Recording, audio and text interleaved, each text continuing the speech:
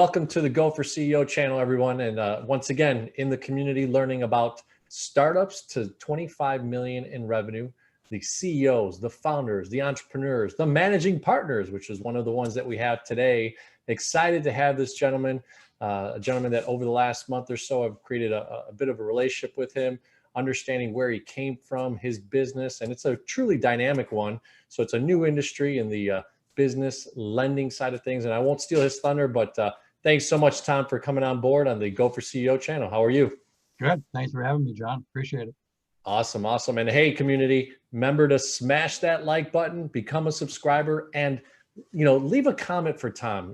What did you learn today about what he's going to share in his business, and share some thoughts so that we can communicate with you. I'll let Tom, get access to it and be able to comment back to you as well. And at the end, he'll be given his information of his business, his website, and everything to communicate with them if you really enjoy this this message. So Tom, tell us a little bit about kind of your background, where you come from, and let the community know, who you are at the beginning here. Sure. Tom Jones. I live in Wilmette with my two teenage boys and my lovely wife, who's an accountant. I grew up in Green Bay, Wisconsin, so I'm a big Packer fan.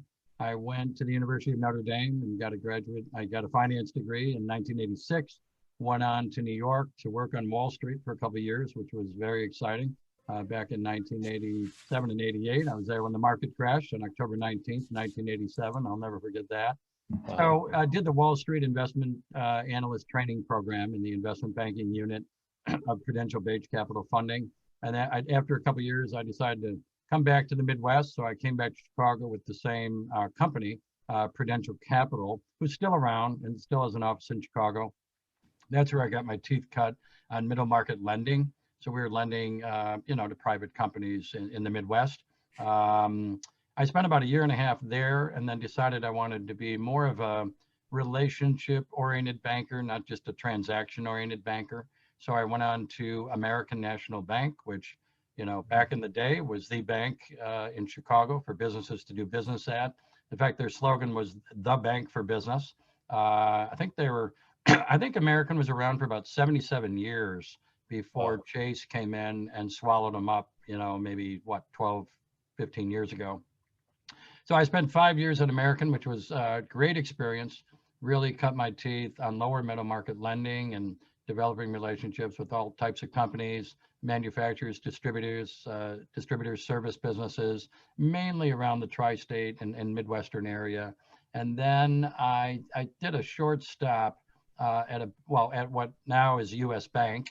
Again, commercial lending. I went over there to head up new business development for Chicago, but the bank, I didn't know this when I went there, was preparing, at the time it was called First Star Bank. They were preparing for a sale. So I left before the sale. And then I went to GE Capital. You probably heard of GE Capital at the time. They were the world's largest finance company. I spent 5 years there. And I figured, you know what, I'm 37 years old. I've always wanted to have my own business. This is a good time to do it.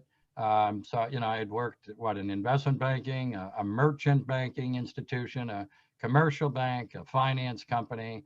And I thought I'm going to take that experience and start my own, what most people would call a loan brokerage firm. We don't really call it loan brokerage, but that's the best way to sum up what we do. We're really an investment banking boutique that specializes in arranging debt financing for businesses, and occasionally we'll help a company sell, occasionally we'll help them raise equity, but we really specialize in arranging debt financing. And we started February 7th of 2001. So we're coming up on 20 years.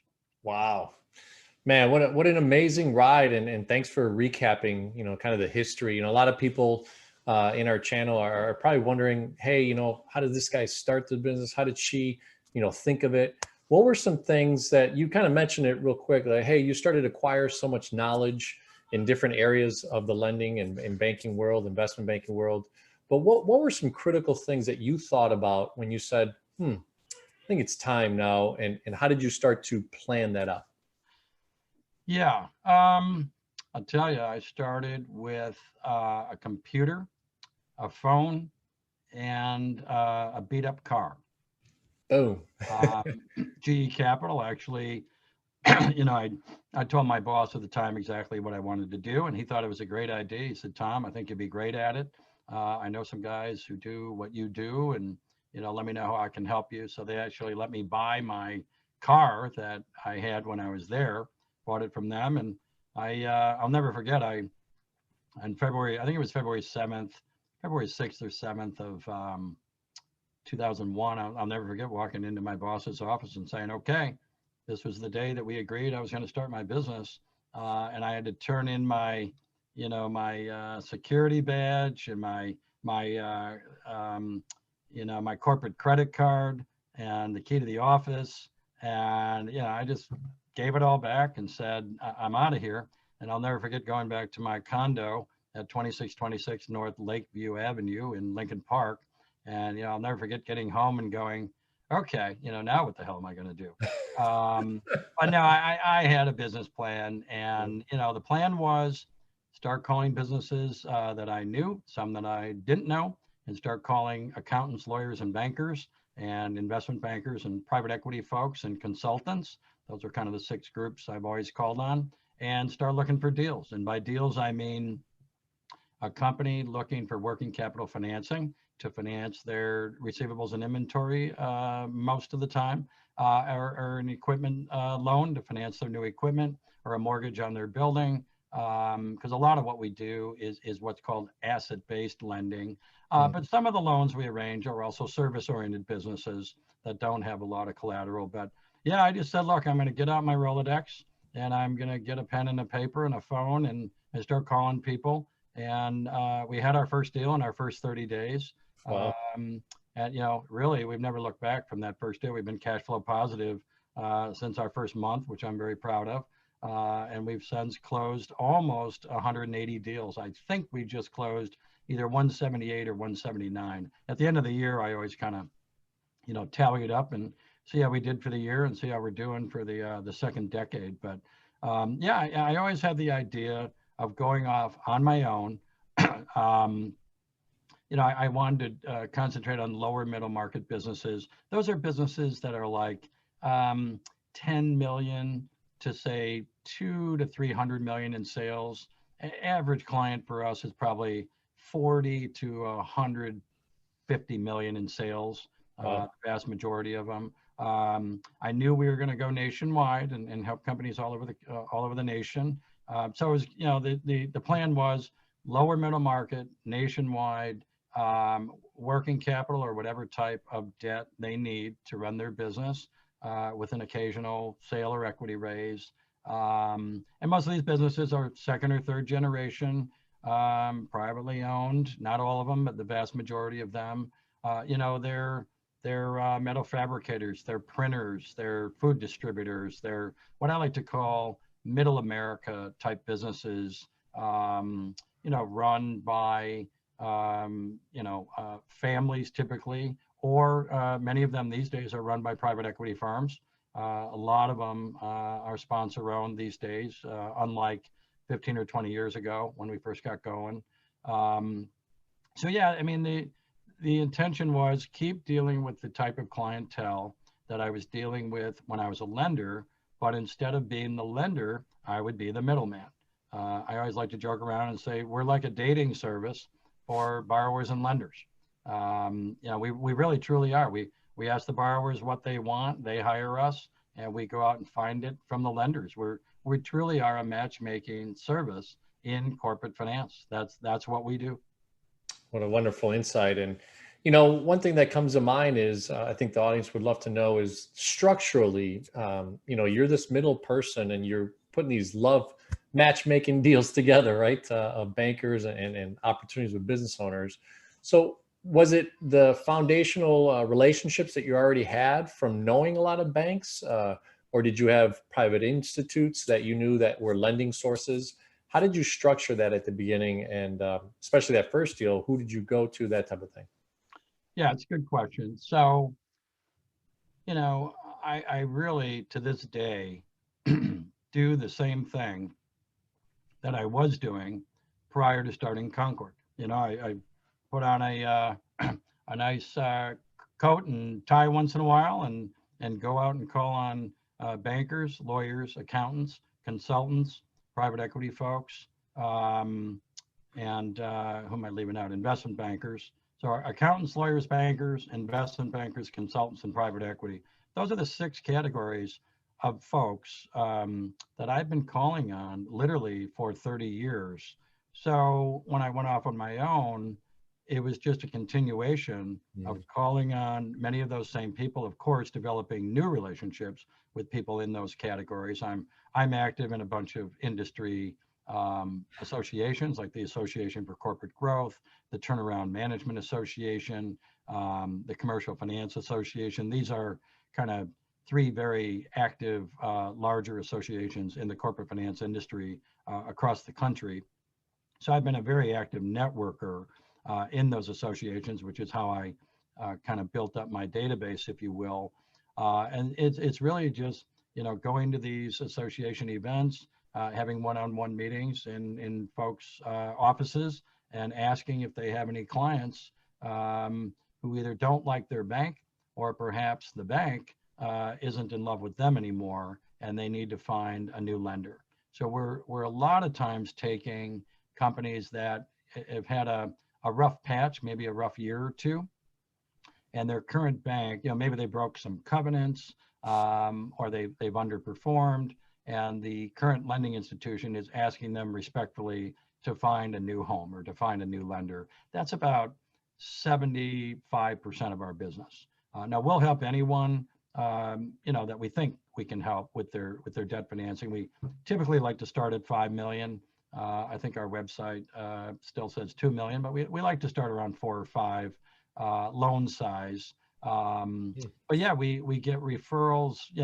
99% of our deals are referrals, and I'd say most of them come from bankers, and then several come from lawyers, a few come from accountants, and then we'll get some from consultants who might be working with the company on a different project, not finance related. Maybe they're helping improve the performance, or maybe they're helping them hire people. But they'll outsource the arrangement of new financing to us.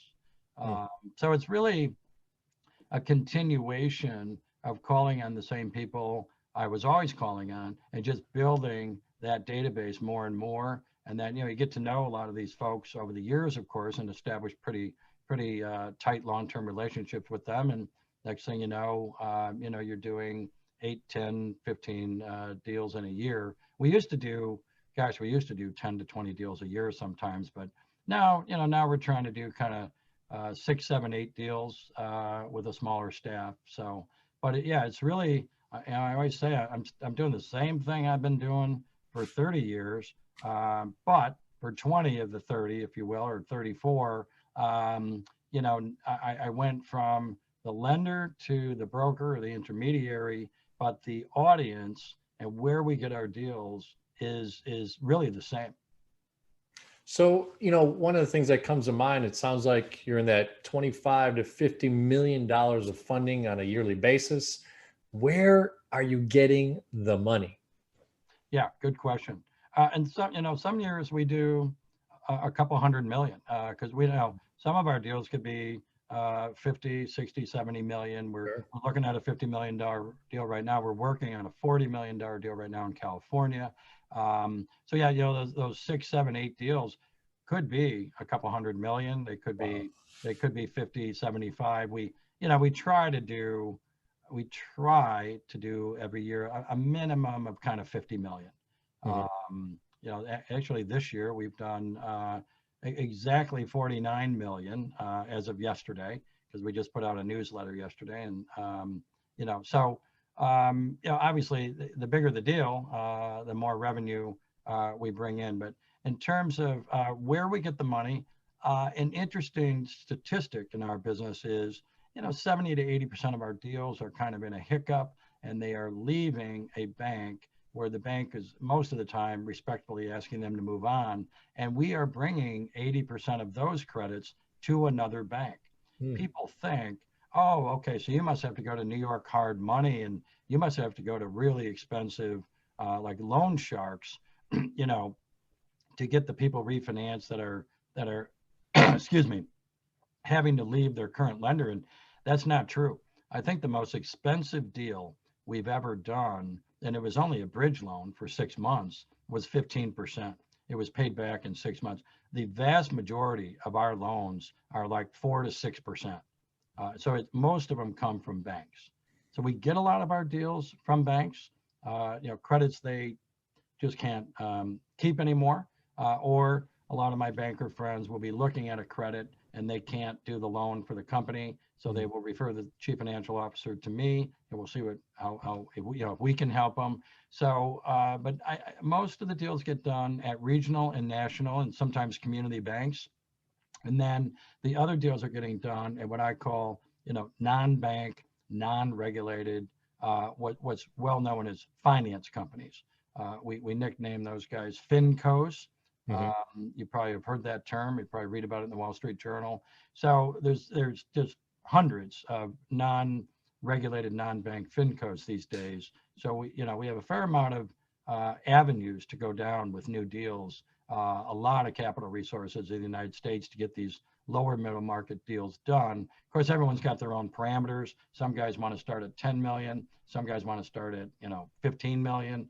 So we deal with a lot of the guys that kind of are in the $5 to $50 million deal range.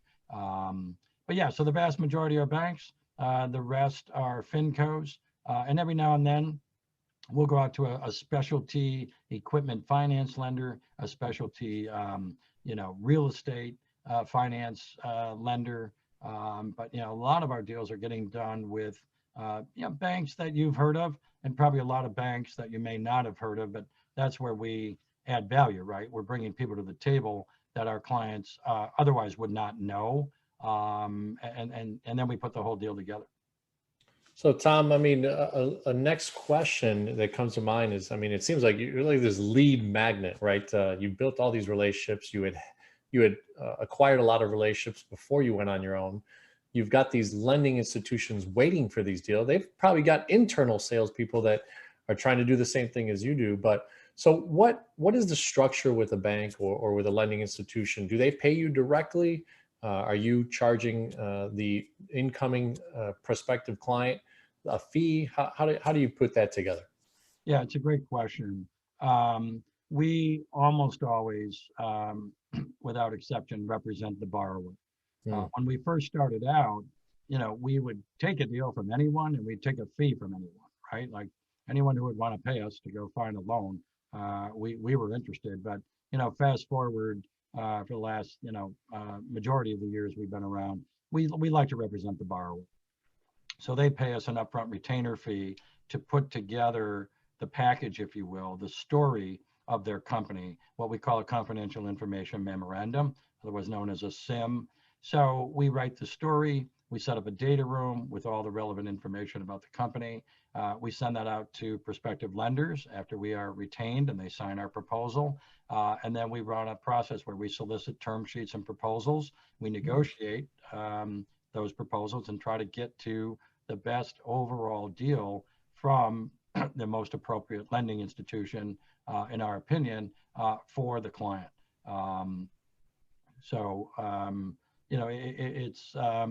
It's a pretty standard model. I mean, most people who do what we do and most investment banks in the industry get paid by the borrower, and they have a retainer, and then they typically have some sort of monthly advisory fee, which is often credited toward the success fee. And then there's a success fee at the end. When you close the deal, you get a fee at the closing, and that's the bulk of the compensation. And of course, the most important part of the process, right, is closing the deal and getting the client the money and getting them the new lender. So Tom, as these referrals come in, you start to have built a business and you're starting to grow throughout the years. Has there ever been situations, I'm sure there might be, but situations where that referral comes in, but then you have to basically justify your value of that extra fee or the retainer?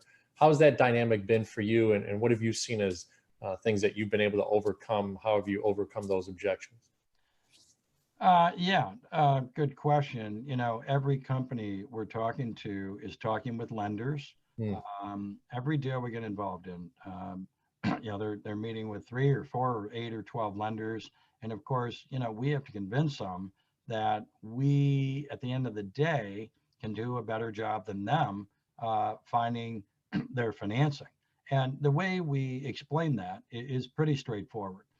We have these deep relationships, long-term relationships with these lenders, which our clients might have some long-term relationships with a few lenders. Maybe they even went to college with some of these guys, or maybe the banker's their neighbor, or the banker is a very good friend of their accountant or their lawyer. You're always going to have that where a lot of company CEOs and CFOs, of course, know bankers and have known them over the years. But we've been doing this. I've been doing this 34 years now, 20 at Concord, and we know the decision makers at the lending institutions. We know which banks like what industry sectors, which sectors they don't like.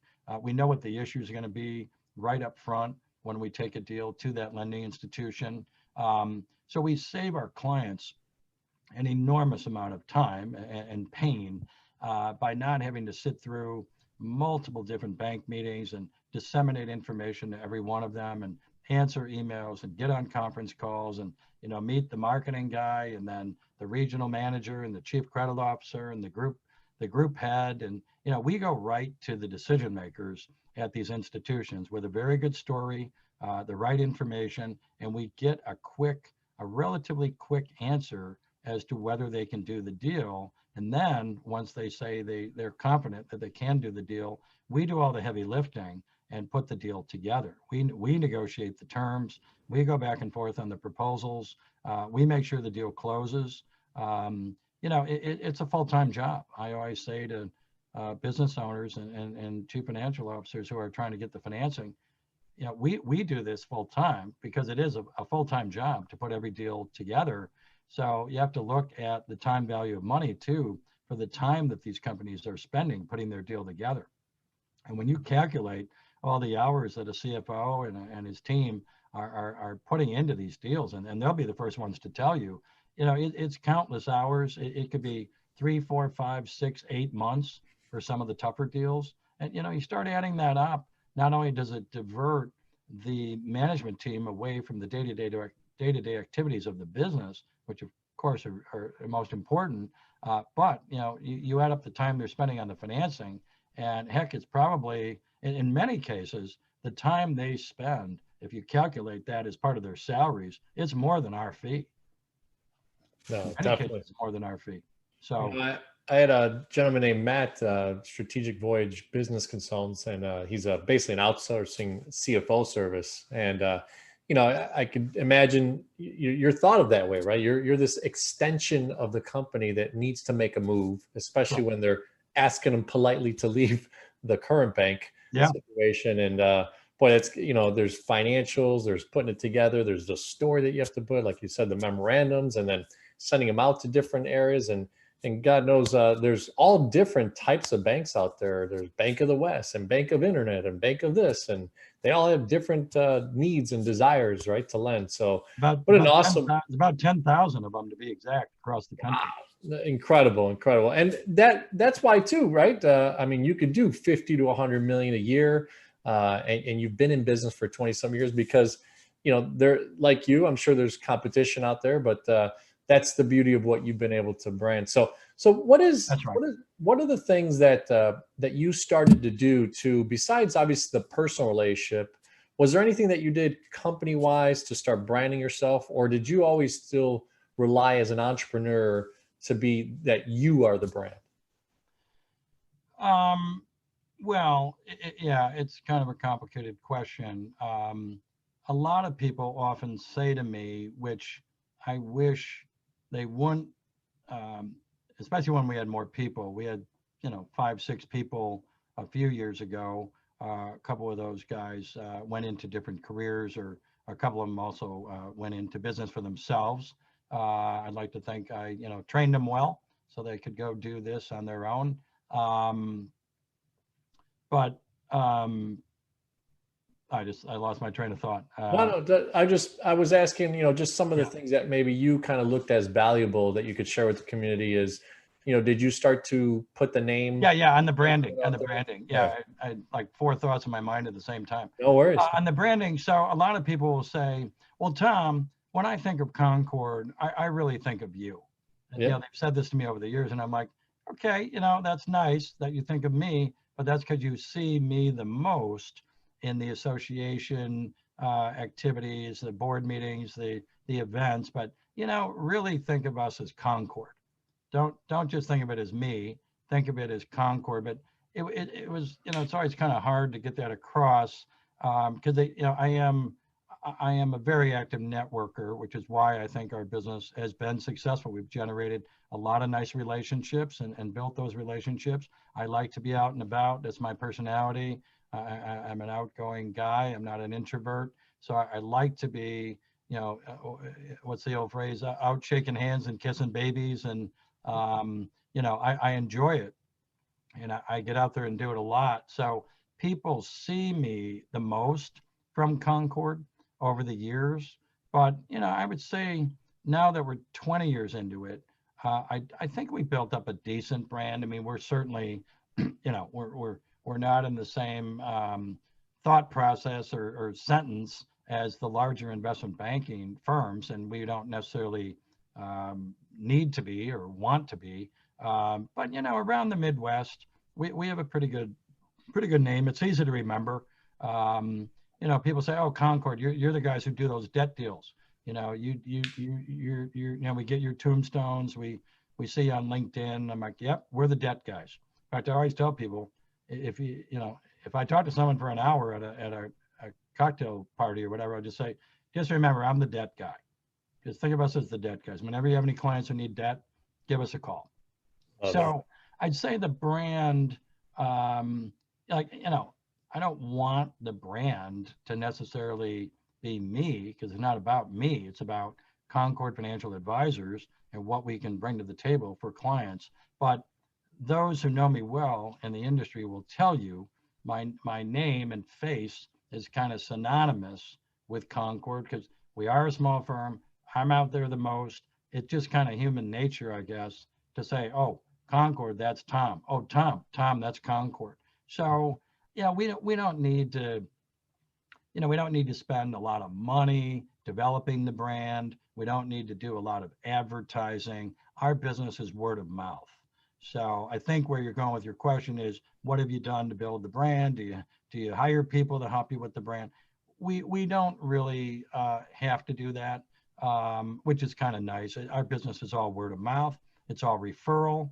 And, you build up a pretty good base of folks over 20, 30 years, and you should have a decent amount of deals every year. The two primary things we do to keep our name out there, which are very simple, they're cost effective, and they work, is, when we close a deal, we do what's called a tombstone. A lot of people get thrown off by that term, that they think of something in a cemetery. A tombstone is really just an 8.5 by 11 piece of paper, where we put, ABC company arranged $20 million of working capital financing. The purpose of the proceeds was for working capital and for growth. And we send that out to our database of about 14,000 people. So that's one way we stay in front of people, is when we close a deal, we kind of advertise it, if you will, with the tombstone. So the tombstone is pretty self-explanatory. It's, again, one piece of paper. We make it look pretty, and it just says what the amount of the deal was and for whom it was done. And then the other thing we do is, we just started doing it about a year and a half ago. We put out a newsletter. We just sent it out yesterday. It's a good way to stay in front of people, but we try to make it an informative piece. We talk about the economy. We'll talk about what's happening in the debt markets. We try not to make it too long, because we know people aren't going to spend 15 minutes reading a newsletter. So we keep them short and sweet. I think yesterday we touched on the election. We touched on the markets, capital markets. We touched on the economy and the incoming, how we think the economy will be affected by the incoming administration. So the newsletter and the tombstones are really simple, effective ways to stay in front of people. And then when we put out the newsletter, we put it on LinkedIn. Our tombstones go on LinkedIn. So between LinkedIn and staying in touch with our database through these couple of vehicles, I'd say our brand stays I don't know if the right word is fresh, but you know, and in our industry, you have to understand it's kind of a tight knit group. You know, just like they say, Chicago is not a big city; it's a small town. I mean, we might have, I don't know, 20, 30,000 people or more in our industry across the country, but it's almost like you feel like it's a small group of people. Everyone seems to know each other. Everyone kind of knows what everyone's good at. So once our name is, you know, floating around in the circle of influencers in our industry, you know, unless you really screw up and you know, do a bad job on a bunch of deals, which we haven't done to date, you know, your name's going to stay front of mind and fresh. But yeah, it's not like we have a $75,000 a year budget to build our brand. So I hope that answers your question. No, it's phenomenal. I mean, you know, I think a lot of people just, you know, they get so overwhelmed, right? I'm going to need all this capital to start my own business. But I think the story that you're telling today, Tom, is look, you acquired some knowledge for about 10 or so years in the marketplace. Yeah. You did some good studies, you know, you went to great schools and you set a foundation. You worked at big companies but you always had that heart of an entrepreneur. And you know, you told your boss, that's a cool story. First one that we've had on Gopher CEO, that you literally told your boss, hey, look, I'm going to do this. And you came in with your own pink slip for him and told him that you're no longer working for him. So Yeah. awesome journey.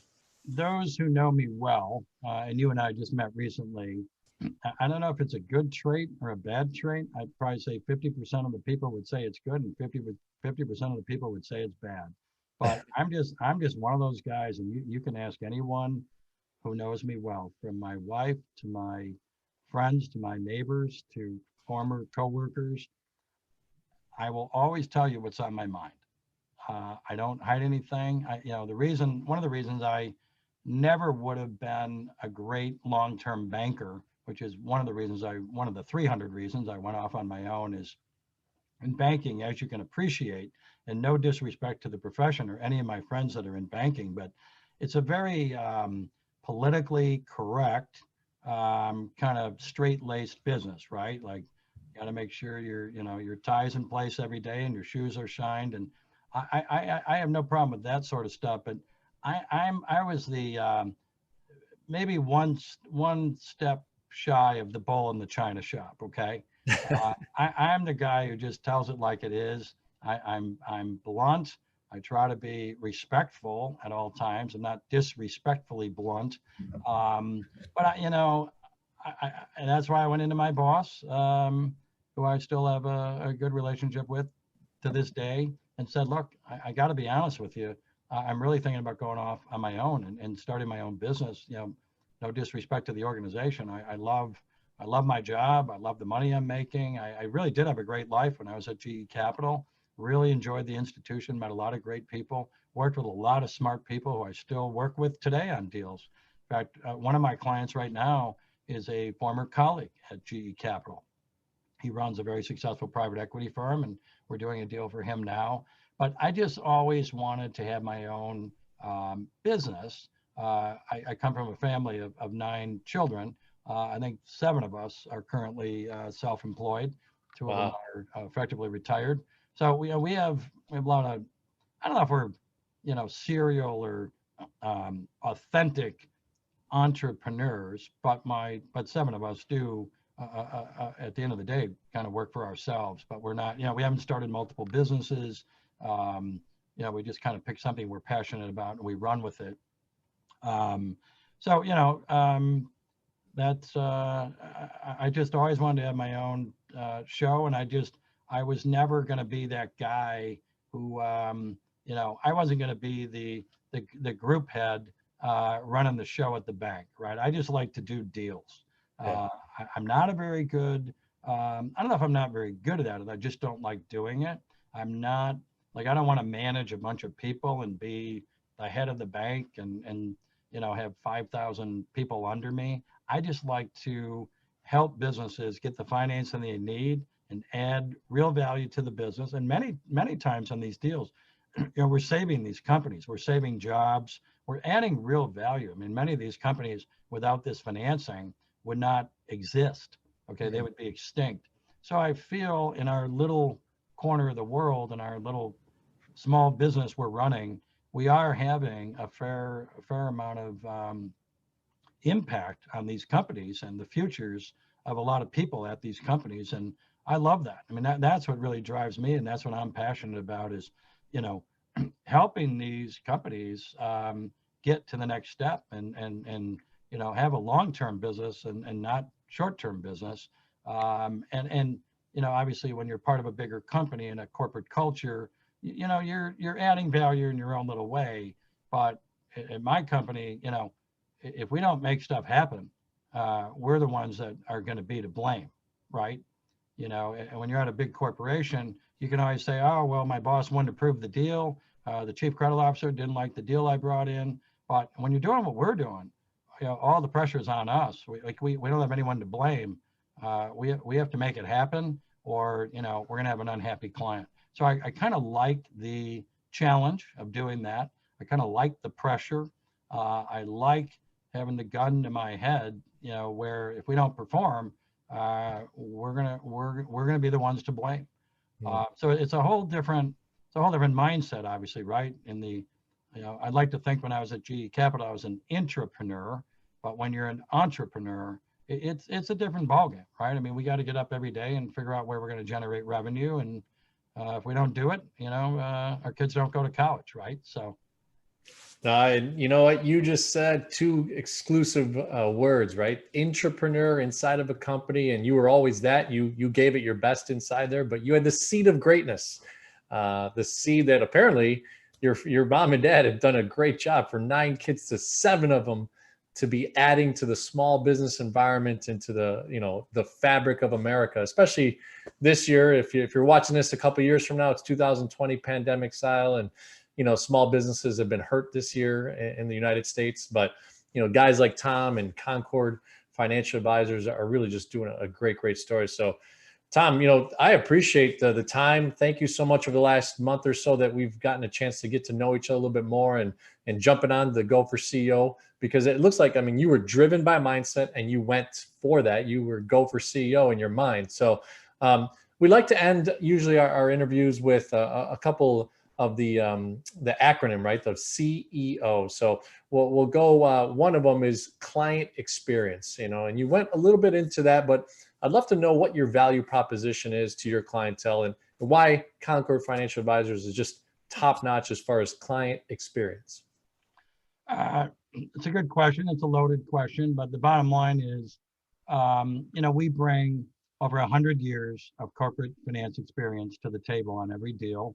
Between Gary and Andrea and me, and we have a friend of mine that's kind of helping us part-time too. But you know, Gary's a former CFO and been in corporate finance, gosh, 35, 40 years. When you add up all the experience of Gary, Andrea, and me, you know, we're talking over 100 years. It's a lot of years, and you know, we bring real value to our clients by saving them a lot of time searching for the right lender under the right terms. So it's sifting through the 10,000 banks. And, you know, in addition to the 10,000 banks, by the way, there's probably another 10,000 finance companies and non-bank lenders in the country. We quickly, after really understanding the company and the financials and what they do and how they do it, you know, we spend a lot of time up front understanding and thoroughly knowing exactly how they run their company and what the pros are and what the cons are. Then we sift through all of the various capital sources available to them in the nation and narrow it down to the top, you know, 4 or 5, and then make sure they are with the most appropriate lender under the most, you know, appropriate terms that are favorable to them. So it's really saving people, and this is in our mission statement, and it's all over our website. It's saving people a significant amount of time and money by finding for them quickly and efficiently a creative financing solution to get them out of the jam they're in, or out of the lending institution they're in, whether they want to be there or not. So it's saving time and money with an efficient process to get to the right lender under the right terms. And we feel that we do it pretty well. One of the things we're most proud of that we haven't mentioned yet is we have a 95% success rate. If you look Wow. in the finance industry, and this is what most investment bankers and bankers have told me, kind of the industry average for getting deals done is about 50 or 60%. Mm. So about one out of every two deals, if you will, typically closes. We've only had 6 or 7 deals in 20 years not close. And it Wow. wasn't candidly because anything we did. The company either shut their doors or the bank respectfully had to liquidate the company, or something happened where we couldn't complete the process. So we're very proud of that statistic because it shows that the upfront work we do really pays off in the results at the end. Getting to know your clients, delivering on their need. Awesome, Absolutely. awesome work. You know, Absolutely. so the Ian CEO is about employee engagement, but I want to go a different route with you. You've really established this incredible network, this associations and everything.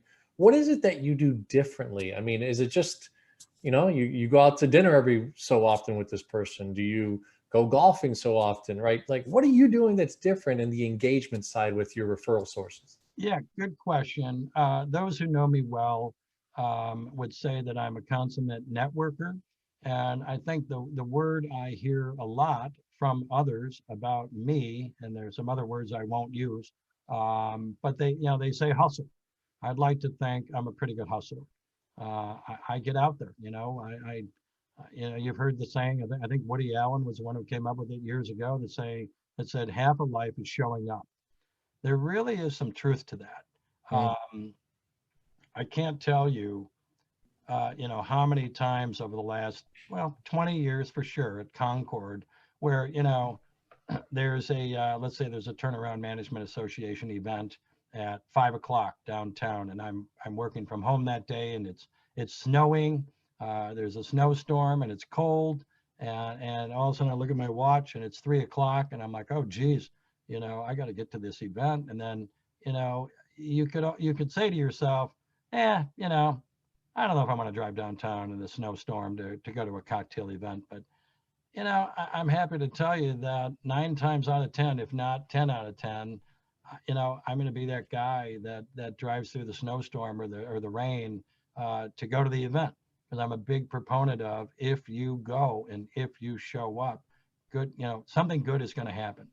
I'm always going to meet someone I didn't know before. I'm going to run into someone I do know that's going to possibly lead to something good, or just the good of it is just seeing someone I know and having a good catch up conversation. So I would say hustling and networking and showing up has kind of been my trademark for 20 years. Unbelievable. You actually just dropped the bomb there. I don't have a time and a sound effect, but I love that part. And it actually reminds me, one of the things that maybe I haven't done enough in my 20 some years in the marketplace and different businesses that I've had, and now in the banking world and finance side. What are some things that are critical, which is showing up, right? Being there when you're Absolutely. needed. It's so remarkable, but so sometimes forgettable, or even the lazy part kicks in, right? The nuisance part. So Yeah, awesome, awesome. I'll give you a quick, or just a real quick live example. Yeah. I was just talking, and no surprise for a teenager, right? But I was talking to my 16-year-old a few hours ago, and he's looking into a couple of activities at school. I won't get into the details, but he's thinking about starting a new thing at the school. And I'm like, well, you kind of start talking to people, like talk to people at other schools who have started similar activities. And I'm sure everyone who has a teenager will appreciate this dialogue with him. But he's like, well, Dad, I found a guy at another school through, I don't know who gave him the name, but I said, oh, did you call him and really ask him a lot of questions and figure out how he started it and how he runs it and what they're doing? He goes, no, I sent him an email and he hasn't emailed me back. So, I'll either figure it out on my own or I'll find someone else. I'm like, no, what you need to do is pick up the phone, get his phone number and call him and have a conversation with him. And again, people have teenagers, I'm sure will appreciate this. He's like, Dad, pick up the phone. Well, no, I'm not going to call the guy. I'm just going to email him and ask him a few questions. I'm like, no, you're going to pick up the phone and you're going to call him and you're going to develop a relationship with him. and you're going to become his friend. And then he's going to tell you exactly how he did this activity or club you want to do. And you're going to have the roadmap to do it. And, it took me 10 minutes to convince him that, you need to call him and build a relationship and move the ball down the field. Right. And of course, today, these kids are so digitally oriented. They don't think about, picking up the phone and calling people. But I would say, again, with the hustle and networking we're talking about, you gotta, I've done it, and I think it's why my business has been successful, but you gotta pick up the phone, set up the meeting, set up the call, be proactive, and just, you gotta make things happen. I always remind my kids that one of my favorite sayings that Nike came out with before any of us is just do it, you know? So I think building relationships and networking and it's a numbers game, right? I mean, people say, well, how have you guys done so many deals? How have you been so successful? It really, at the end of the day, comes down to numbers, right? The more people you talk to and the more people you meet and the more relationships you develop, the more deals you're going to have and the more money you're going to make. It's just numbers, numbers, numbers, numbers, right? So a lot of people, it seems, have a really hard time getting their head around that. But at the end of the day, I mean, look, even if you're a doctor, a lawyer, and whatever. I mean, right? The more patients a doctor sees, the more business they're going to have. The more cases a lawyer has, the more money they're going to make. But how do you find the cases? How do you find the patients? Right? You have to, you have to be creative. You have to find. It's a very competitive world, right? In every space that your people operate in, you have to be proactive and creative and find ways to build those relationships and establish those relationships. And I think the results will always speak for themselves. Fantastic, man. It truly is. Who knows you, right? Nobody knows you. They can't. A guy follow Grant Cardone says if they don't know you, they can't cash flow you. Yeah, and So, I always joke around. We could be the best debt placement firm on the planet Earth, but if people don't know our name and our phone number, doesn't matter. that's a problem. That's right. Right? Because we're not going to see the deal, even if we're the best in the world. So you just, you got to make sure a lot of people know your phone number and have your email address. I love it. I love it. And the last one is O for operational excellence. You can give us a short answer if you'd like. What are maybe the steps that make you different at Concord of just operationally speaking that make you excellent? It's a simple answer actually. We're small, so we're very nimble, and we don't have the overhead that other large firms have. We compete very effectively on 15, 20, 30, 40, $50 million deals when some of our competitors who are good friends of mine and smart guys and very capable, but they're much larger organizations. They have overhead that is 20, 30, 50 times what our overhead is. Wow. So we, I always say, and it's kind of a weird phrase, but I always say our work is kind of like Neiman Marcus and our fees are like Walmart. We can get away with charging lower fees for doing high caliber work because right now there's 3.5 of us, if you will. I mean, we do the same quality of work. Sometimes I would argue maybe even better because we each have 3 to 3.5 decades of experience doing what we do, but we don't need to charge anywhere near what the large bracket firms charge because we just don't have the overhead. So the simple answer is we're lean and mean, we're efficient, and we can lead on price and not even think twice about it. So it's kind of people always say to me, well, Tom, why don't you build other offices across the country? Why don't you really scale this thing?